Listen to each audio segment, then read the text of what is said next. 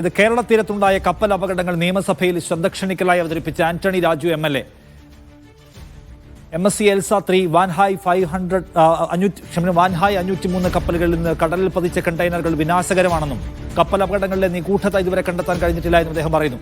പരമാവധി നഷ്ടപരിഹാരം നേടിയെടുക്കാൻ സർക്കാർ ജാഗ്രത കാണിക്കണമെന്നാണ് ആന്റണി രാജുവിന്റെ നിയമസഭയിലെ ആവശ്യം. സനൂപ്, എന്താണ് ശ്രദ്ധ ക്ഷണിക്കൽ ആന്റണി രാജു ചൂണ്ടിക്കാണിക്കുന്നത്?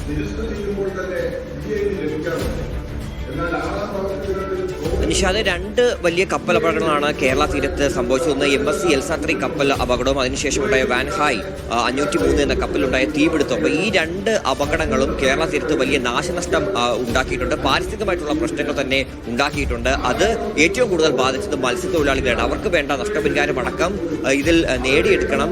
സർക്കാർ പരമാവധി ഈ നഷ്ടപരിഹാരം വാങ്ങിയെടുക്കണം എന്നുള്ള ഒരു ആവശ്യം ശ്രദ്ധ ക്ഷണിക്കലായി ഉന്നയിച്ചത് ആന്റണി രാജു MLA ആണ്.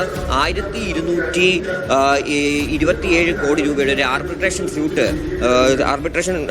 അഡ്മിറാലിറ്റി സ്യൂട്ട് MSC കമ്പനി ഹൈക്കോടതി നൽകിയിട്ടുണ്ട്. അപ്പോൾ അതുമായി ബന്ധപ്പെട്ട് പരമാവധി തുക എത്രയാണോ എടുക്കാൻ പറ്റുന്നത് അത്രയും വാങ്ങിയെടുക്കാൻ വേണ്ടി സംസ്ഥാന സർക്കാർ വേണ്ട ഇടപെടൽ നടത്തണം. കേന്ദ്ര സർക്കാരിൻ്റെയും ഒരു ഇടപെടൽ ഇക്കാര്യത്തിൽ വേണം എന്നുള്ളൊരു ആവശ്യമാണ് ആന്റണി രാജു MLA ഉന്നയിച്ചിട്ടുള്ളത്. സർക്കാരിനെ കൊണ്ട് ചെയ്യാൻ പറ്റുന്ന പരമാവധി കാര്യങ്ങൾ ഈ വിഷയത്തിൽ ചെയ്തിട്ടുണ്ട് എന്നാണ് ഫിഷറീസ് മന്ത്രി സജി ചെറിയാൻ ഈ കാര്യത്തിൽ ഒരു മറുപടി നൽകിയത്. അതുകൊണ്ട് തന്നെ ഇതുമായി ബന്ധപ്പെട്ട് മത്സ്യത്തൊഴിലാളികൾ അനുഭവിക്കുന്ന പ്രശ്നങ്ങൾക്കടക്കം പഠിച്ച് റിപ്പോർട്ട് സമർപ്പിച്ച് അതിന്മേലൊക്കെ തുടർ നടപടി ഉണ്ടാകുമെന്നുള്ള കാര്യം മന്ത്രി വ്യക്തമാക്കുന്നുണ്ട്.